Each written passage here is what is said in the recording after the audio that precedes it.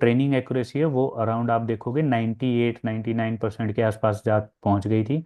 और जो मेरी वैलिडेशन एक्यूरेसी है वो अराउंड 87-88 के आसपास पहुंच गई थी। सो जैसे जैसे हमारी एक्यूरेसी बढ़ती जाती है वैसे वैसे हमारा लॉस कम होता जाता है। तो R O C A U C curve में भी अगर आप देखोगे यहाँ पे 0.93 आया है। So that means that is really a good value for R O C A U C curve.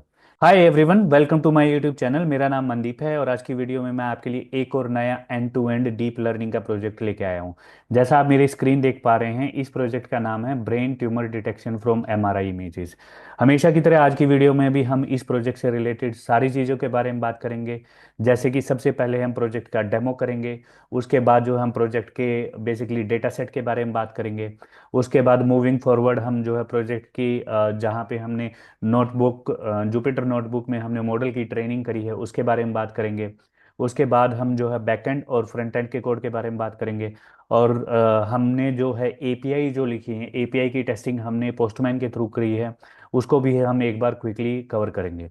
अगर आप इस प्रोजेक्ट को अपनी किसी भी पर्पज, जैसे कि मान लीजिए अपने स्कूल या कॉलेज के किसी असाइनमेंट के लिए, या फिर अपने कॉलेज के मेजर प्रोजेक्ट के लिए, या फिर अपनी पर्सनल या फिर प्रोफेशनल लर्निंग के लिए अगर आप चाहते हैं तो आप मेरे साथ कनेक्ट कर सकते हैं। मेरा नंबर अभी आपकी स्क्रीन पे फ्लैश हो रहा है, आप मुझे व्हाट्सएप कर सकते हैं and I can help you with the source code and setup of the project. So basically मैं आपको इस प्रोजेक्ट का सोर्स कोड भी प्रोवाइड करवा सकता हूँ और जो है इस प्रोजेक्ट का आपकी मशीन के ऊपर पूरा प्रोजेक्ट का सेटअप भी कर सकता हूँ, पूरा अप एंड रनिंग करके आपको दे सकता हूँ। तो चलिए आज की वीडियो की शुरुआत करते हैं। सबसे पहले हम बात करेंगे प्रोजेक्ट के डेमो के बारे में। जैसा आप मेरी स्क्रीन देख पा रहे हैं, ये यहाँ पे आपका इस प्रोजेक्ट का फ्रंट एंड रन हो रहा है। ठीक है, यहाँ से हमें कुछ डिटेल्स देनी है और एक हम एमआरआई इमेज देंगे जो कि आपके किसी भी एक यूजर के ब्रेन की एमआरआई इमेज होगी। और उसके बेस पे हम डिटेक्ट करेंगे कि पर्टिकुलर यूजर को ब्रेन ट्यूमर है कि नहीं है। यहाँ पे हमारा फ्रंट एंड है। अगर मैं यहाँ पे आपको दिखाऊं एनाकोंडा प्रॉम्प्ट में, यहाँ पे मैंने जो है अपना एक वर्चुअल एनवायरनमेंट बना रखा है प्रोजेक्ट के लिए और यहाँ पे मेरा बैकएंड रनिंग हो रहा है। ठीक है, तो चलिए हम डेमो कर लेते हैं। डेमो के लिए कुछ नहीं है, आपको सिंपल बेसिक बेसिक सी डिटेल्स देनी है। जैसे कि मान लीजिए नेम, यहाँ पे आप कोई भी नेम दे सकते हैं, जैसे मैंने एक रैंडम नेम दे दिया है। उसके बाद आप एक मोबाइल नंबर दे सकते हैं। उसके बाद यहाँ से जेंडर सेलेक्ट कर सकते हैं। यहाँ से आप कोई भी एक एज दे सकते हैं। सो बेसिकली ये ऊपर के चार parameter, these are only required to give the output report like format. तो इनका हमने इसलिए यूज किया है कि ताकि हम जो है बेसिकली एक रिपोर्ट लाइक फॉर्मेट हम जो है आउटपुट जनरेट कर सकें। और यहाँ से आप ब्रेन ट्यूमर की बेसिकली एक इमेज देनी होगी। सो जैसा आप यहाँ पे देखोगे, ये मेरे प्रोजेक्ट का रूट फोल्डर है, यहाँ पे डेटा सेट है। और यहाँ पे अगर आप देखोगे नो और यस वाले फोल्डर हैं। यस वाले फोल्डर में वो सारी इमेजेस हैं जिनमें जिनको बेसिकली ट्यूमर है। और नो में वो वाली इमेजेस हैं जिनको ट्यूमर नहीं है। और फिर मैंने यहाँ पे एक अलग से फोल्डर बनाया है वैलिडेशन का। ये मैंने एक्चुअली यहाँ पे इसलिए बनाया था, और इसलिए बनाया था कि इस फोल्डर में मैंने अलग से मॉडल की ट्रेनिंग और मॉडल बिल्ड करने से पहले अलग से डेटा सेट में से कुछ इमेजेस यहाँ पे डंप कर दी थी। सो दैट कि इन इमेजेस को मैं बाद में टेस्ट कर सकूं जब मेरा मॉडल बिल्ड हो जाए। तो ये वाली इमेजेस मॉडल को अनसीन है, मॉडल को ड्यूरिंग द ट्रेनिंग ये मॉडल को नहीं दी गई थी। तो यहाँ पे भी वैलिडेशन में दो फोल्डर हैं, यस वाले, यस में वही सारी इमेजेस हैं जिनको ब्रेन ट्यूमर है। और नो में वो सारी इमेजेस हैं जिनको ब्रेन ट्यूमर नहीं है। तो कोई भी एक पहले यस वाला चेक कर लेते हैं। कोई भी एक रैंडम इमेज में सेलेक्ट कर लेता हूँ। लेट से मान लो मैं ये वाली इमेज सेलेक्ट करता हूँ। और जैसे ही मैं यहाँ पे इमेज सेलेक्ट करता हूँ, यहाँ पे मेरा जो है बेसिकली इमेज का प्रीव्यू बन के आ जाता है। इमेज का प्रीव्यू बन के आ जाता है। उसके बाद यहाँ पे आपको डिटेक्ट ब्रेन ट्यूमर पे बटन पे क्लिक करना है और नीचे जो है पूरा डिटेक्शन का रिजल्ट आ जाएगा। इसमें जो आपने नेम दिया था, मोबाइल दिया था, जेंडर दिया था, एज दिया था, एमआरआई स्कैन की इमेज, और confidence is this and status is tumour detected. So basically आपको भी याद होगा जब हमने ये इमेज ब्राउज करी थी, ये इमेज हमने जिनको ब्रेन ट्यूमर है उनके ब्रेन का एमआरआई स्कैन वाली इमेज हमने जो यहाँ पे दी थी। तो ऑल इन ऑल यहाँ पे मॉडल ने करेक्ट प्रेडिक्ट किया है। अब मैं आपको एक नो वाले के साथ भी चेक करवा के दिखा देता हूँ। ये वैलिडेशन वाले फोल्डर में ही मैं नो में से कोई एक रैंडम सेलेक्ट कर लेता हूँ। लेट्स से मैं ये वाला सेलेक्ट कर लेता हूँ। और जैसे ही आप यहाँ पे सेलेक्ट करते हो तो बेसिकली उस पर्टिकुलर एमआरआई इमेज का जो है यहाँ पे प्रीव्यू बन के आ जाता है। जैसे आप डिटेक्ट ब्रेन ट्यूमर पे क्लिक करोगे, नीचे जो है ये आपका अपडेट हो गया। जैसे ये वही डिटेल है, ये मैंने नहीं चेंज करी थी। यहाँ पे एमआरआई स्कैन में ये वाली इमेज है, और कॉन्फिडेंस में आपका 0.001 है, और status is new tumour. So again ये वो वाली इमेज थी जहाँ पे बेसिकली पेशेंट को कोई ब्रेन ट्यूमर नहीं है। ठीक है, तो it looks like very simple. और ये आपका जो है डेमो की बात हो गई। अब हम आ जाते हैं बाकी की चीज़ों पे।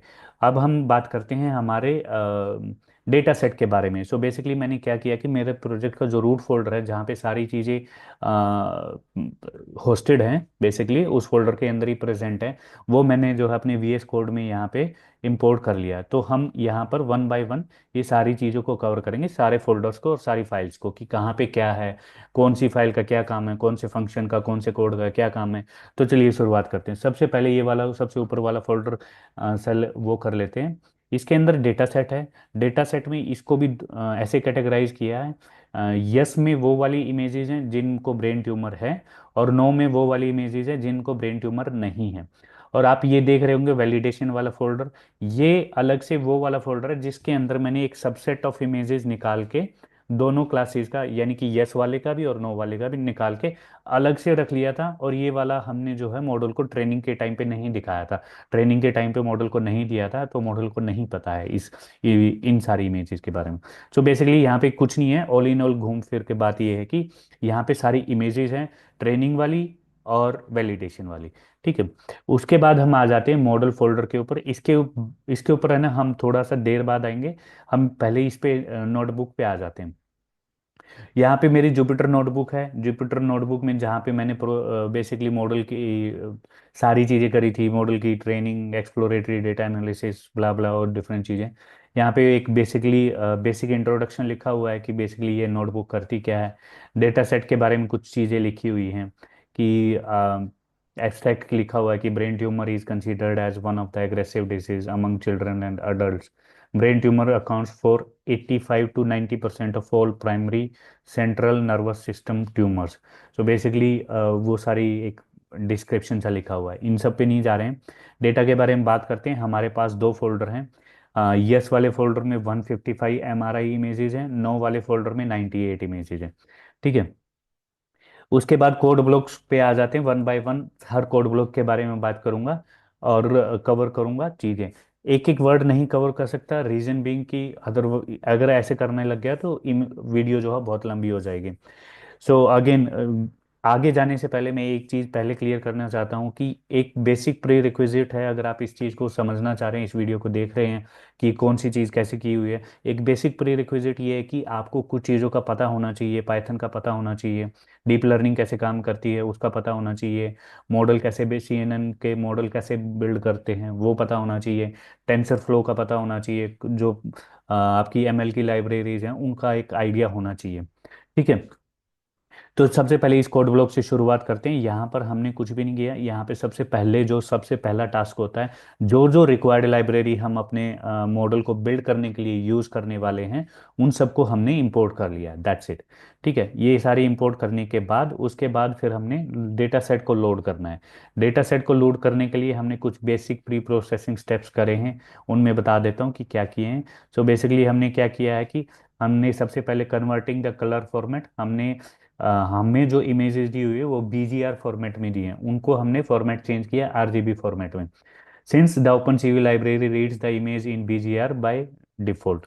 ठीक है, उसके बाद रीसाइजिंग इमेजेस, फिर हमने रिसाइज किया, डेटा को ऑर्गेनाइज किया। बेसिकली बहुत ज़्यादा अलग से कुछ डिफिकल्ट चीज़ नहीं करी है। यहाँ पे हमने पाथ नो का दिया, यानी कि जो जहाँ पे नो वाली इमेजेस हैं, ठीक है, और जहाँ पे हमारी यस वाली इमेजेस का पाथ दिया। हमने एक लिस्ट बनाई ट्यूमर की, एक लिस्ट बनाई नो नो ट्यूमर की। ठीक है, उसके बाद रैंडम स्टेट हमने एक वेरिएबल को इनिशियलाइज करवा लिया।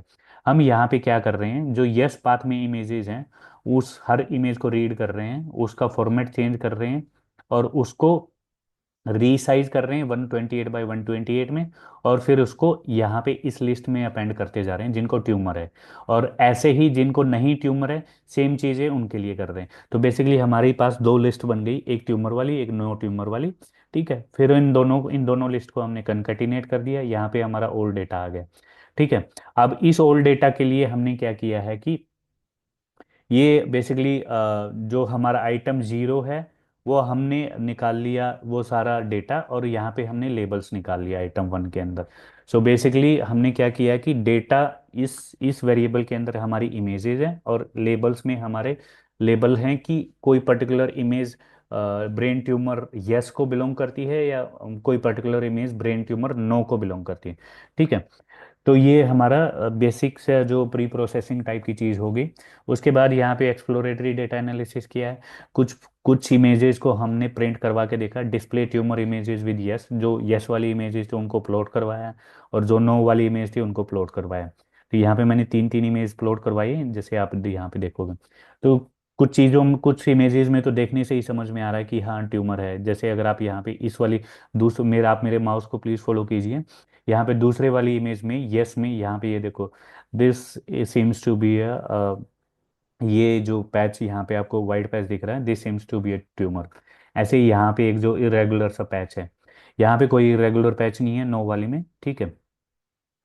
उसके बाद हम आ जाते हैं, हमने क्लासेस का डिस्ट्रीब्यूशन देखा। डिस्ट्रीब्यूशन का मतलब है कि कितनी इमेजेस हमारी यस वाली हैं, कितनी नो वाली हैं।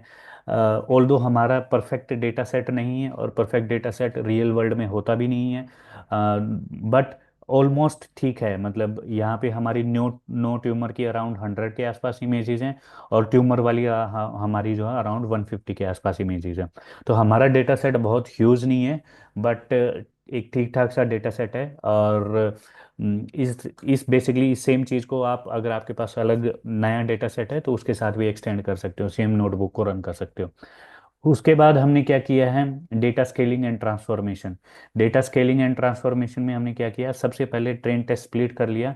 बेसिकली जो हमारा डेटा था, उस डेटा को हमने दो पार्ट्स में डिवाइड कर लिया, ट्रेनिंग वाले पार्ट में और टेस्टिंग वाले पार्ट में। ट्रेनिंग वाले पार्ट के साथ हम ट्रेनिंग करेंगे, और टेस्टिंग वाले पार्ट के साथ हम मॉडल की टेस्टिंग करेंगे। ठीक है। उसके बाद हमने यहाँ पे नॉर्मलाइजेशन किया। नॉर्मलाइजेशन हमने इसलिए किया है क्योंकि हमारी इमेजेस जो है पिक्सल्स की फॉर्म में होती हैं, और हर पिक्सल की एक वैल्यू होती है 0 to 255 की रेंज में। तो कई बार ऐसा होता है कि जैसे किसी इमेज में है पिक्सल की वैल्यू 200 के आसपास, किसी इमेज में पिक्सल्स की वैल्यू लट से कम है। तो ऐसा हो सकता है कि मॉडल ड्यूरिंग द ट्रेनिंग बड़ी वैल्यूज़ को ज़्यादा तवज्जो देने लग जाए। सो इसलिए जनरली नॉर्मलाइजेशन किया जाता है। Normalization is very healthy practice for machine learning projects. Okay. तो यहाँ पे हमने नॉर्मलाइजेशन किया। नॉर्मलाइजेशन के लिए हमने क्या किया, हमारे पिक्सल की वैल्यू 0 से 255 तक होती है, हाँ, तो हमने 255 से डिवाइड कर दिया। तो इससे होगा क्या, इससे होगा कि ये कि हमारी जो इमेजेस के अंदर जो लेट्स से एक वैल्यूज़ होंगी वो सारी 0 से 1 के बीच में आ जाएंगी। ठीक है। तो ये हमारी मिनिमम वैल्यू यहाँ पे अगर हम प्रिंट करवाएंगे, minimum scaled data is 0 and maximum scaled data is 1। सो जैसे मैंने आपको बताया 0 से 1 के बीच में आ जाएंगे। अब हम आगे आ जाते हैं मॉडल बिल्ड करने वाले स्टेप पे। वन बाय वन एक एक लाइन को कवर करेंगे। यहाँ पे सबसे पहले सिक्वेंशियल मॉडल को इनिशियलाइज करवाया है। उसके बाद हमने ये फर्स्ट कन्वोल्यूशन लेयर है, इसके अंदर हमारे 32 फिल्टर्स हैं। हर फिल्टर का साइज 3 by 3 का, तो ये मेरे 32 फिल्टर्स हैं। हर फिल्टर का साइज 3 by 3 का है।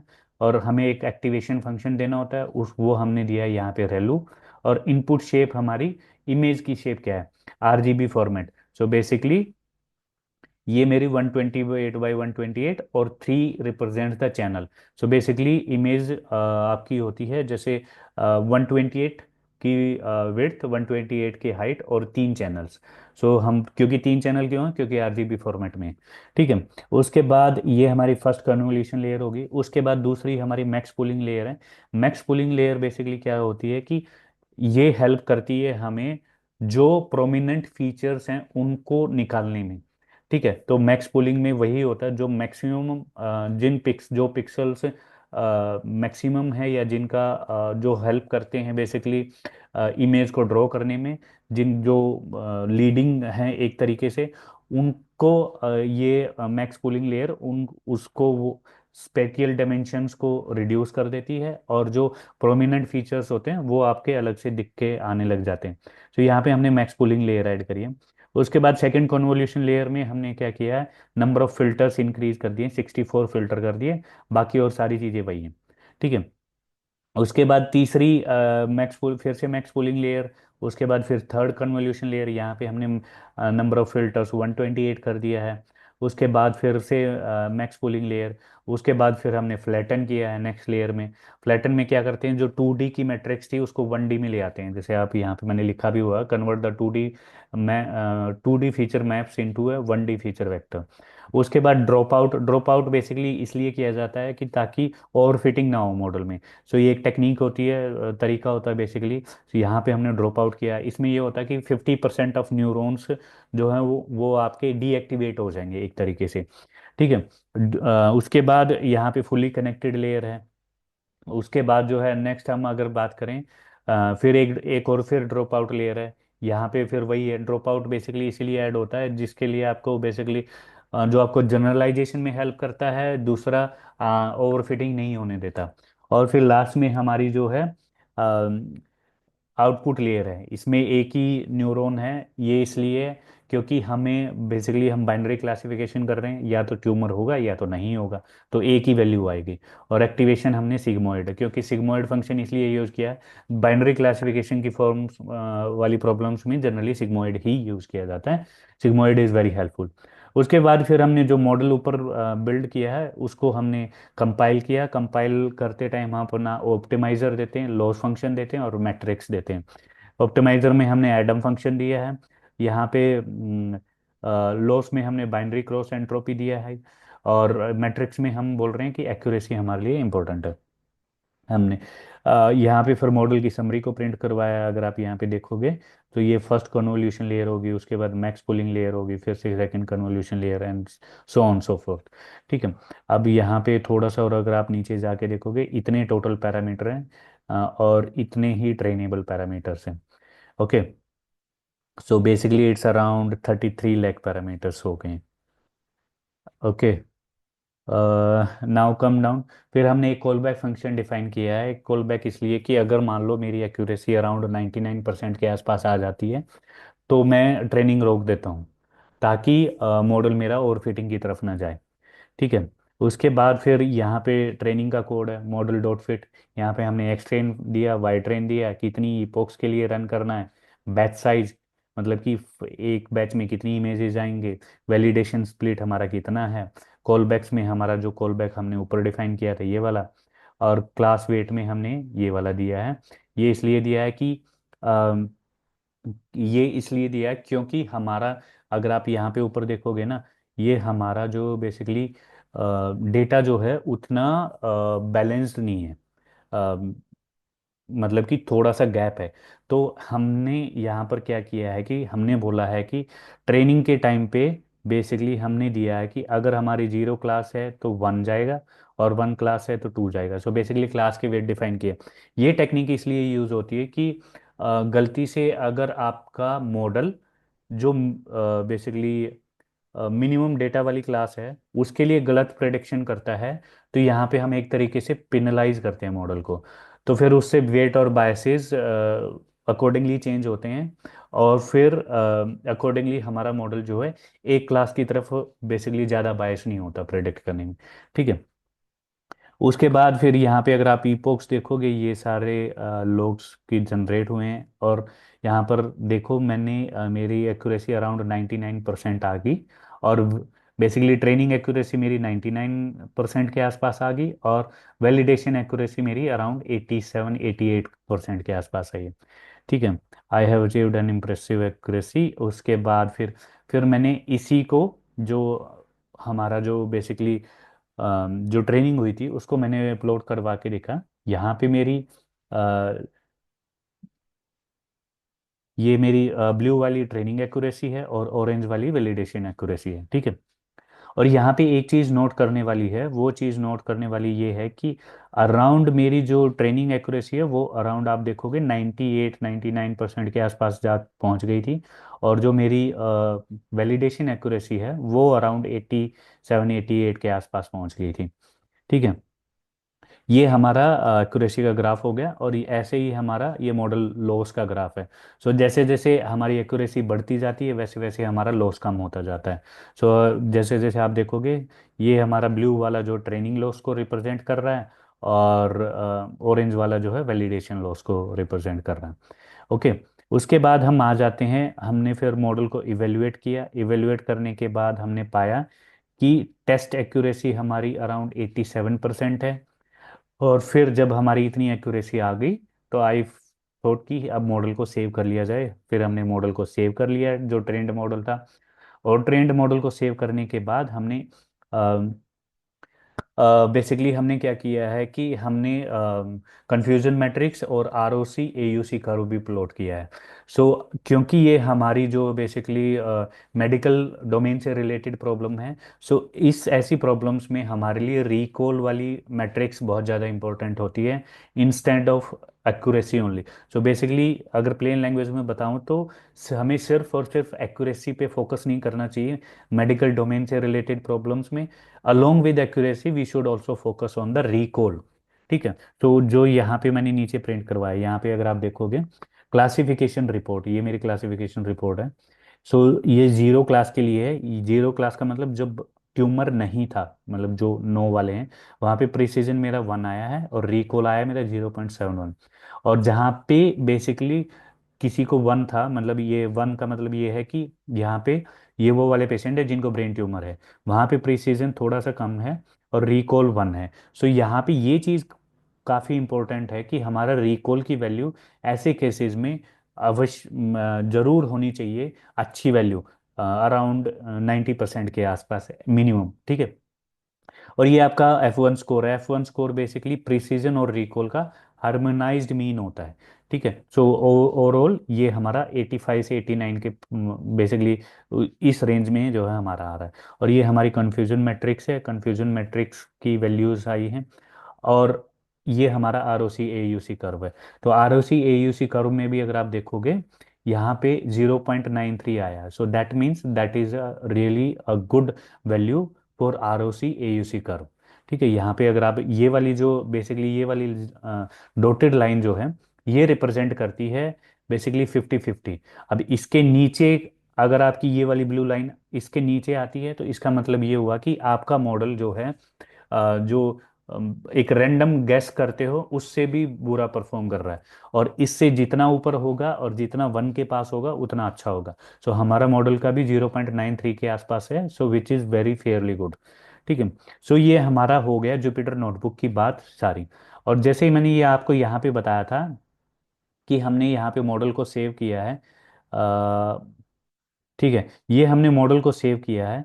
सो जो हमारा ट्रेंड मॉडल सेव हो गया था उसको हमने यहाँ पे इस मॉडल वाले फोल्डर में रखा हुआ है .h5 की फॉर्मेट में। सो बेसिकली अगर आप ये बेसिकली बाइनरी फॉर्मेट में होता है, this is not openable, basically आप इसको ओपन नहीं कर सकते। सो यहाँ पे हमारा जो मॉडल को ट्रेन किया है उसको फिर हमने यहाँ मॉडल वाले फोल्डर में रख दिया। ठीक है। तो हमारे ये ऊपर से ये 3 चीज़ें कवर हो चुकी हैं। अब हम आ जाते हैं नेक्स्ट फोल्डर के ऊपर। स्टैटिक वाले फोल्डर में कुछ भी नहीं है, एक स्पिनर की इमेज रखी हुई है। जैसे मैं अगर आपको दिखाऊं, this is the only image. तो स्टैटिक में कवर करने का कुछ नहीं है। टेम्पलेट्स में हमारा index dot H T M L है, ये हमारा फ्रंट एंड का कोड है। इसके ऊपर मैं बाद में आऊँगा, उससे पहले मैं यहाँ पे आ जाता हूँ। अपलोड्स में कुछ नहीं है। अपलोड्स में वो वाली इमेजेस हैं बेसिकली जो यूज़र अपलोड करता है बेसिकली, और उसको हम एक एक बार के लिए अपने सर्वर को देने से पहले सेव कर लेते हैं। ठीक है। ये ऐप डॉट पी वाई में यहाँ पे हमारा बैकएंड का कोड है। अब यहाँ पे मैं एक बार जल्दी से कवर करवा देता हूँ बैकएंड का कोड। बैकएंड के कोड में सबसे पहले जो रिक्वायर्ड लाइब्रेरीज थी उनको इंपोर्ट किया है। यहाँ पे मैंने एक्चुअली एसएसएल को डिसेबल कर रखा है। कई बार ऐसा होता है कि आपको रन करने में कोई चीज़ पुल करने में एसएसएल की प्रॉब्लम आती है, तो इसलिए एक काइंड ऑफ ये उसको डिसेबल करने के लिए लिखा हुआ है। यहाँ पे मैंने फ्लास्क को इनिशियलाइज करवाया है। फ्लास्क को इनिशियलाइज करवाने के बाद ये जैसे मैंने आपको बताया था कि जो हमारा ट्रेंड मॉडल है वो यहाँ पे सेव्ड है इस फॉर्मेट में। तो हमने उसी मॉडल का पाथ दिया है और उसी को फिर हम लोड कर रहे हैं। तो जैसे ही मेरा फ्लास्क सर्वर अप होगा तो वो यहाँ पे जो ये मॉडल वाली फाइल पड़ी है, इस फाइल को लोड करके मॉडल को इनिशियलाइज करवा देगा बेसिकली। ठीक है।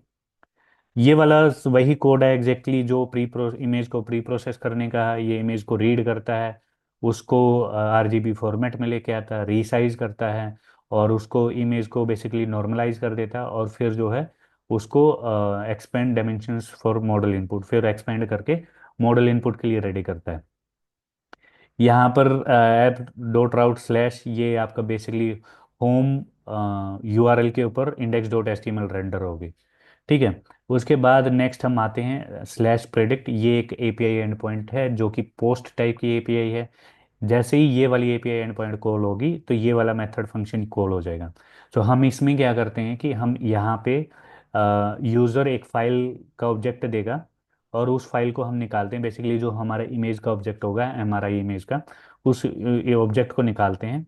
उसको बेसिकली उसका फाइल नेम निकाल लेते हैं, उसको हम फिर सेव कर लेते हैं। फाइल को यहाँ पे देखो, फाइल को सेव कर लिया। उस फाइल को सेव करने के बाद फिर हम उसी फाइल, वो फाइल पाथ हम देते हैं, और फिर हम उसको प्री प्रोसेस करते हैं उस इमेज को प्री प्रोसेस करने के बाद जो है, फिर हम मॉडल को दे देते हैं वो वाला इमेज, और मॉडल फिर हमें प्रोडिक्शन देता है। फिर इस प्रोडिक्शन के बेस पे अगर प्रोडिक्शन हमारी थ्रेशोल्ड से ज़्यादा है, यानी कि इसकी वैल्यू थ्रेशोल्ड यानी कि 0.5 से ज़्यादा, देन वी बिलीव कि वो हमारा ट्यूमर है, और अगर नहीं है तो नो ट्यूमर। फिर हम इसको जेसन ऑब्जेक्ट में रैप करके फ्रंट एंड को भेज देते हैं। तो ये मेरा बैकएंड का कोड हो गया, काफ़ी सिंपल है, बहुत ज़्यादा कॉम्प्लेक्स नहीं है। अब हम यहाँ पर आ जाते हैं index dot H T M L में। Index dot H T M L में मैं एच टी एम एल और सी एस एस वाला कोड कवर नहीं करूँगा, it's very basic to cover here. मैं बस डायरेक्टली आपका जो है जो जावास्क्रिप्ट वाला कोड है वो वाला कवर कर देता हूँ। ये स्क्रिप्ट टैग के अंदर है। ठीक है। इसके अंदर बेसिकली दो मेजर फंक्शन है, एक फंक्शन प्रीव्यू एमआरआई और दूसरा सबमिट डिटेल्स।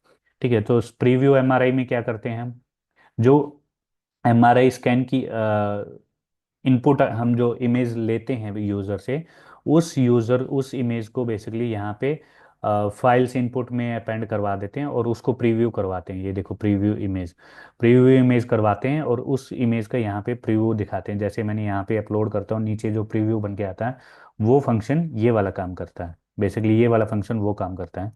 ठीक है। इसको अगर मैं बंद कर देता हूँ, दोबारा खोलता हूँ सबमिट डिटेल्स को। सबमिट डिटेल्स में हम क्या करते हैं, सो हम बेसिकली नेम लेते हैं, मोबाइल लेते हैं यूज़र से, जेंडर लेते हैं, और एमआरआई स्कैन, ये वाली वैल्यूज़ लेते हैं यूज़र से। और इन वाली वैल्यूज़ में यहाँ पे एक चेक लगा हुआ होगा, अगर इनमें से कोई भी वैल्यू नल है तो हम बोल देते हैं please fill all the fields.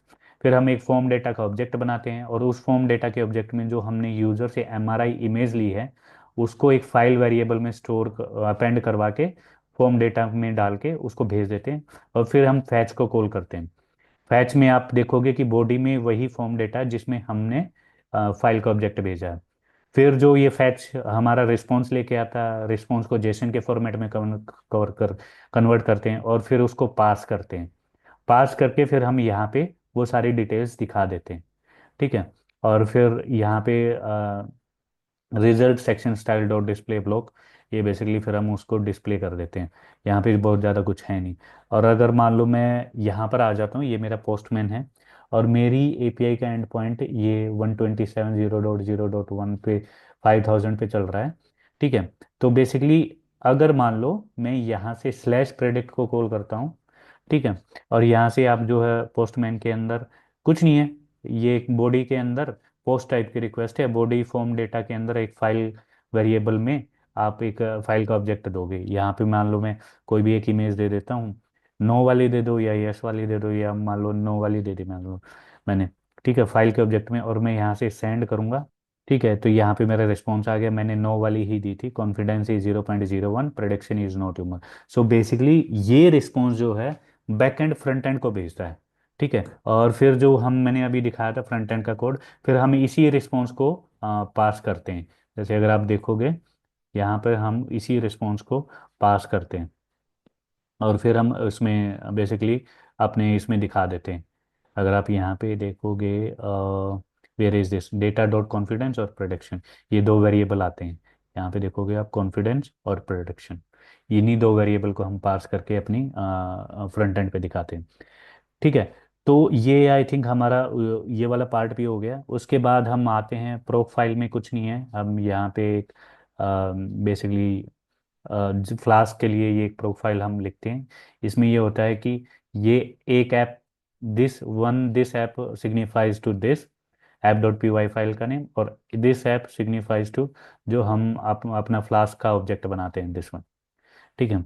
उसके बाद रीडमी में वो वाले स्टेप्स हैं जो आपको बेसिकली रीडमी में वो वाले स्टेप्स हैं जो प्रोजेक्ट का सेटअप करने के लिए हैं, और रिक्वायरमेंट्स डॉट टीएक्सटी में ये वो सारे रिक्वायरमेंट्स हैं जो कि आपको प्रोजेक्ट के सेटअप के लिए चाहिए, आपको जो इंस्टॉल करनी है अपनी वर्चुअल एनवायरनमेंट में।